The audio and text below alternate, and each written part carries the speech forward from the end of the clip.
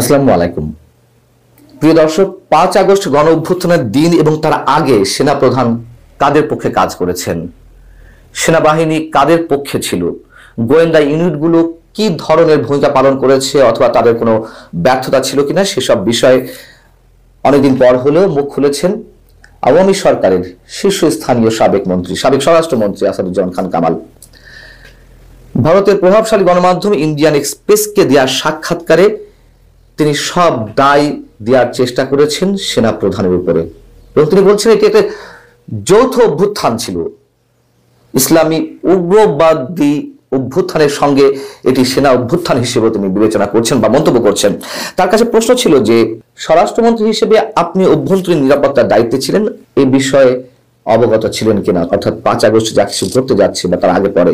তিনি বলছেন যখন থানাগুলো আক্রমণের শিকার হচ্ছে, পুলিশ কার্যত অকার্যকর হয়ে পড়ে, এমন পরিস্থিতিতে মৃতদেহ সাক্ষী করে তাদের মৃতদেহ গণনা ছাড়া আর কিছুই করার থাকে না। যেখানে পুলিশ সাধারণ জনগণের নিরাপত্তা দিবে, সেই পুলিশে যদি নিরাপত্তাহীনতার মধ্যে পড়ে যায় তাহলে আর কি করার থাকে। তিনি বলছেন যে আমি বলবো সেখানে যৌথ অভ্যুত্থান ঘটানো হয়েছে, ইসলামী উগ্রবাদ এবং সেনাবাহিনীর যৌথ অভ্যুত্থান।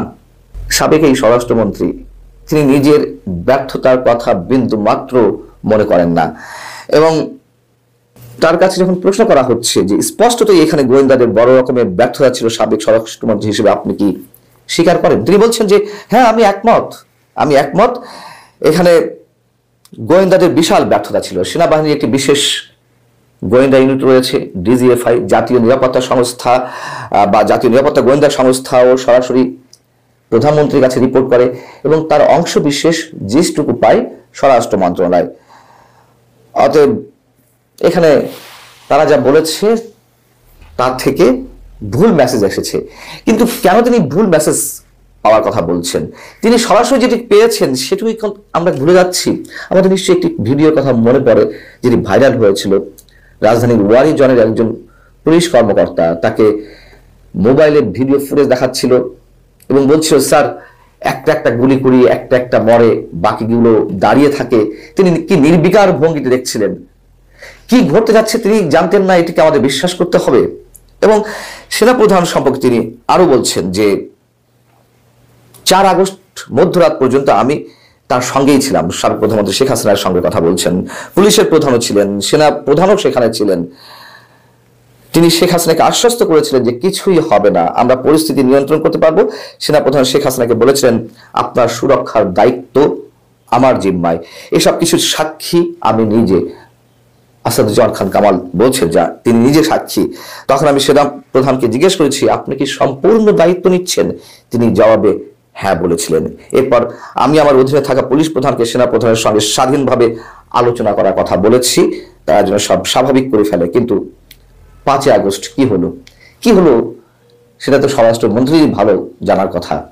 তিনি যে সব দায় সেনাপ্রধানের উপর দিয়ে দিলেন। আমরা তো জানি যে এই অভ্যুত্থানের আগে, গণ অভ্যুত্থানের আগে 3 তারিখ কিংবা 2 তারিখ আগস্টের সেনাপ্রধান তো সাবেক প্রধানমন্ত্রীর সঙ্গে দেখা করেছিলেন এবং দেখা করে সেনাপ্রধানের নেতৃত্বে বা তার সভাপতিত্বে সেনাবাহিনীর যে একটা হার্ড করে মিটিং হলো, যেখানে দেশের সব সেনা দপ্তরের শীর্ষস্থানীয় কর্মকর্তারা ছিলেন, তার মধ্যে মধ্যম সারির কর্মকর্তারা ছিলেন, হাতে গোনা 2-4 জন ছাড়া সবাই তো একমত পোষণ করলেন যে শেখ হাসিনাকে ক্ষমতা ছেড়ে দিতে হবে এবং এই মেসেজটি যেন তাকে পৌঁছে দেওয়া হয়।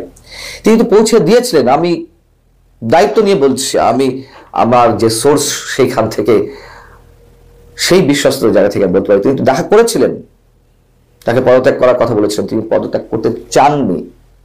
হয়তো 3 তারিখ বা 2 তারিখ এই সিদ্ধান্তটা নিলে শেখ হাসিনাকে এভাবে চলে যেতে হতো না, যিনি সামাল দিয়ে সেনাবাহিনীর জন্য একটা ভয়ঙ্কর বিপদের মতো অবস্থা হয়ে দাঁড়িয়েছিল এবং সামাল দেওয়ার চেষ্টা করলে আরো ভয়ঙ্কর বিপর্যয় নেমে আসতো। যা ঘটেছে তার 2 গুণ 3 গুণ।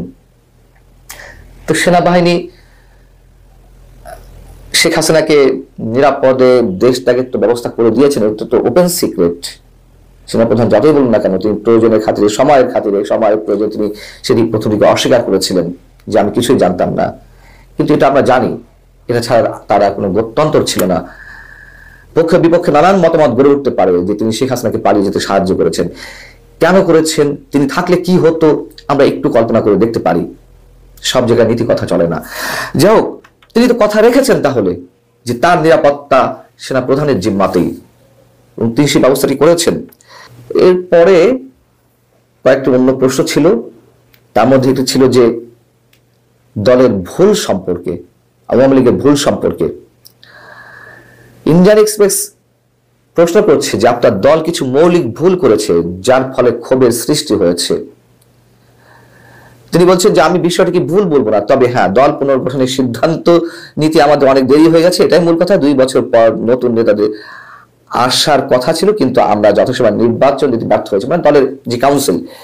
এটা একটা হাস্যকর কথা, একটা হাস্যকর কথা। কারণ হচ্ছে নতুন কমিটি হলেই এইসব ভুল থেকে উত্তরণ করা যেত।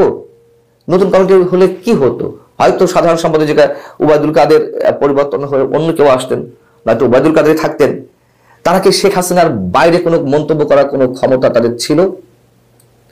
তারা তো সবাই তেলের ড্রাম নিয়ে বসতেন, শেখ হাসিনা যা বলতেন জি হুজুর করতেন। আর সবচেয়ে বড় কথা হচ্ছে গণমাধ্যমের ভূমিকা নিয়েও সেখানে প্রশ্ন করা হয়েছে। তিনি মানে বর্তমানে গণমাধ্যম কি ধরনের ভূমিকা পালন করছে, তিনি বলছেন যে সবকিছু এখন সরকারের নিয়ন্ত্রণে, গণমাধ্যম কিছু করতে পারছে না, সেলফ সেন্সরশিপের দিকে চলে গেছে। এই কথাগুলো তাদের সরকার সম্মানে ছিল না, গণমাধ্যম কি অবস্থা চলে গেছে, গণমাধ্যমের উপরে কতটা খরচ নেমে আসতো, আওয়ামী লীগের বিরুদ্ধে কিছু বললেই, সমালোচনা করলেই তখন গণমাধ্যমের সাংবাদিকরা কি পরিমাণ সেলফ সেন্সরশিপের মধ্যে চলে গিয়েছে। এখনো গণমাধ্যম অবশ্যই সেলফ সেন্সরশিপের মধ্যে রয়েছে। অনেক ক্ষেত্রে সাংবাদিকরা ভয়ে মুখ খুলতে পারছে না, লিখতে পারছে না, কথা বলতে পারছে না।